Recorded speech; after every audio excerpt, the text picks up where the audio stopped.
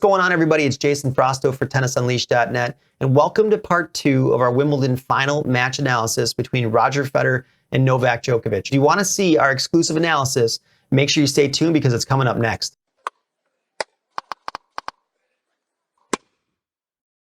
All right, before we jump into our 3D analysis, make sure you hit that like and subscribe button so you can see all of our exclusive content. We're going to do more 3D match analysis in the future. So with that being said, let's jump in. We got into targets in depth in our first video in this series, but we didn't talk about the overall match averages. Djokovic hit 81% of his first 4 shots and his final shot in the big target area. For Federer, that number ended up being 79% for the entire match. The second stat that we really want to look at is the depth, because that's such an important thing when you're playing a match at any level. And if we look at the numbers on the screen right now, we can see that Djokovic won 3 out of 5 sets in terms of his shot depth, right? Getting the ball into that third zone of the court. Federer only had 1 set in this match where he got better depth overall than Djokovic did. Djokovic is much more consistent with his depth, and what that allows you to do is face a little bit less pressure during the course of the match, right? If you're more up and down through the course of the match, there's going to be more pressure on you because you don't know what you're going to produce. When you're doing what Djokovic is doing, you're much more even keel. You should feel less pressure in those super tense moments because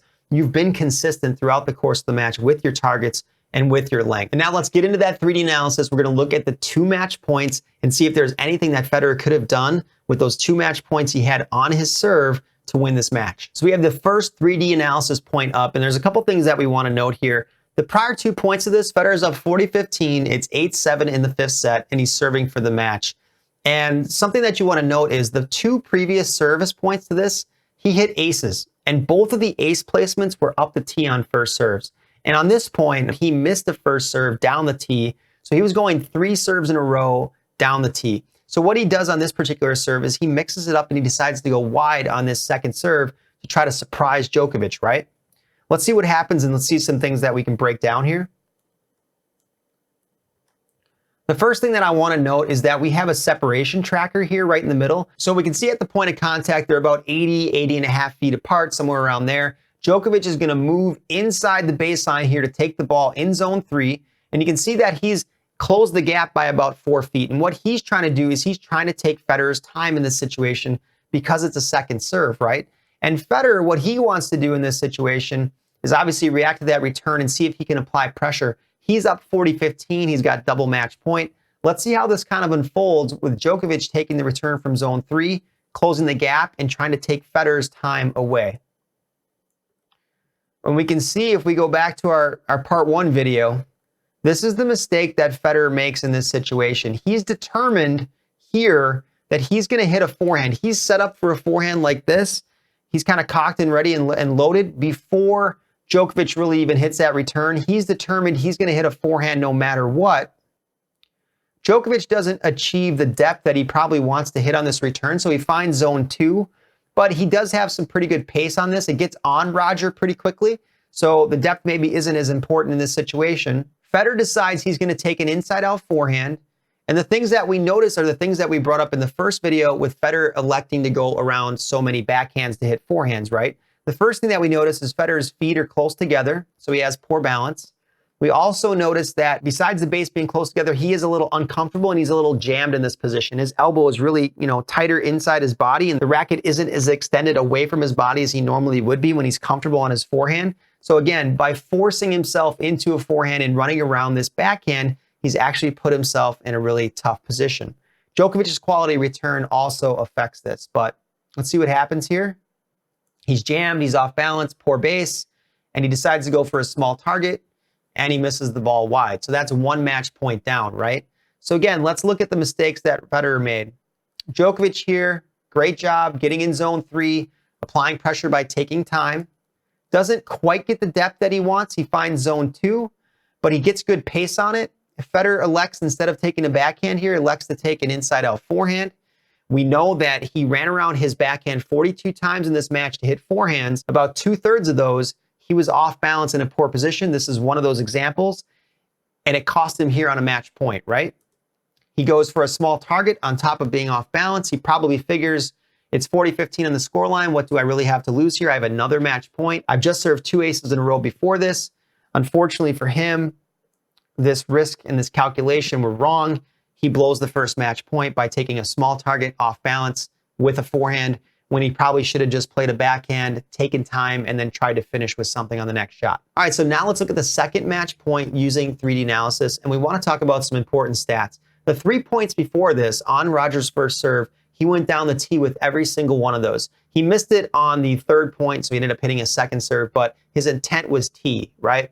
For the match, he went 55% wide on his first serve and only 44% down the tee. So he started to drift towards hitting these tee serves, and he hit 2 aces, but in Djokovic's mind, I'm assuming he's starting to feel out the fact that Rogers now going tee instead of wide so much with that serve. All right, so we've got the second match point here in 3D analysis. Let's see what happens on this particular point. Federer goes tee again. This is the 4th time in a row in this game that Federer has gone down the tee on his first serve, right? And the issue with this particular tee serve compared to the other ones is that he doesn't find a smaller target with the serve. It's pretty far inside compared to where he wants to be with this placement of this serve. The other thing that we see here, really minuscule thing, but as Federer goes to make contact with the ball, you can actually see Djokovic was already moving to his right. And we talked about the fact that Federer had gone tee on his first serve 3 serves in a row before this. So Djokovic is already reading that, and he's already leaning this way as the ball is going up and Federer is getting ready to contact the ball. We can see Djokovic here in that direction before Federer even contacts it. So he's like, hey, the last 3 first serves have all gone down the tee in this game. Yes, he served wide most of the time before that, but he's been going tee, tee, tee, tee, tee. I'm going to lean that way. I'm going to get a really good read on this ball, and let's see what happens. So he goes and ends up chipping it, but he's got good balance in this situation here. So chips it, ends up hitting it short, which is obviously not the desired outcome, right? Federer moves around. He's got a ball here to work with from inside zone 2, which is exactly what you want in this situation. He has good balance. The one thing I don't like about this situation is he's taken himself not completely outside of the court, but he's pretty far off the court here in terms of his positioning left to right. So this isn't exactly desirable, minus the short ball. He goes, and you can tell he's taking it inside in. He's going to take it down the line based on this hip right here being closed off, and the way that his shoulders have rotated into the contact, he's 100% going somewhere in this area. Another thing to note here too is look at Djokovic, how intelligent he is, knowing what's going on. Djokovic is like, hey, I've hit, a ball that's going to land short, and watch Djokovic's feet. He starts to float back, and he moves himself back into the back of zone 4, almost zone 5, anticipating depth and aggression from Federer. So he knows what to do because he's hit a short ball. He knows he needs to back up before Roger even touches this. And Djokovic actually backs up before his ball even lands on Roger's side compared to where he was on the baseline. Super intelligent, really understanding what to do based off of what your shot is or isn't doing to your opponent. So Federer moves around, hits the approach shot, and what do we find? We find that the ball lands short in zone 2. This is something that plagued him in the French Open semifinal against Nadal, hitting a lot of balls short in zone 2 when approaching the net, right? Another thing here is we can see Federer's ball starting to curl off to the left here. And Djokovic is taking this ball from a wider part of the court. He's not taking it from the center, certainly here. He's not taking it from here. A little bit of a wide part of the court. Federer is leaning towards the left side right now as he's coming in, but Djokovic is already making contact, and let's see what happens. Djokovic hooks it short cross court into a small target, and Djokovic received this ball from a wide part of the court, so the small target is open. He takes it, hooks it, and hits that highlight winner, right? So let's go back for just a second. What were the main mistakes that were made here?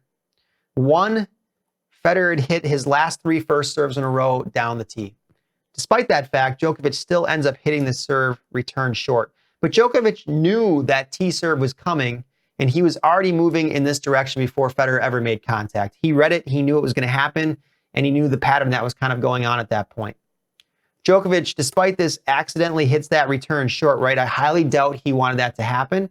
Djokovic moves himself backwards, anticipating Federer's aggression on this ball. Roger moves around this again to hit that forehand, but the mistake that he makes is he ends up hitting short inside zone 2. That does not back Djokovic any further up than he already was behind the baseline. He moves over. He's taking it from a relatively wide part of the court here at contact. The angle here is completely wide open. Federer at this point, just before contact, is leaning to the line, but he hasn't done any damage to Djokovic, probably because of the lack of depth, right? And that leaves everything open for Djokovic. He hooks it cross, and he ends up hitting that small target winner.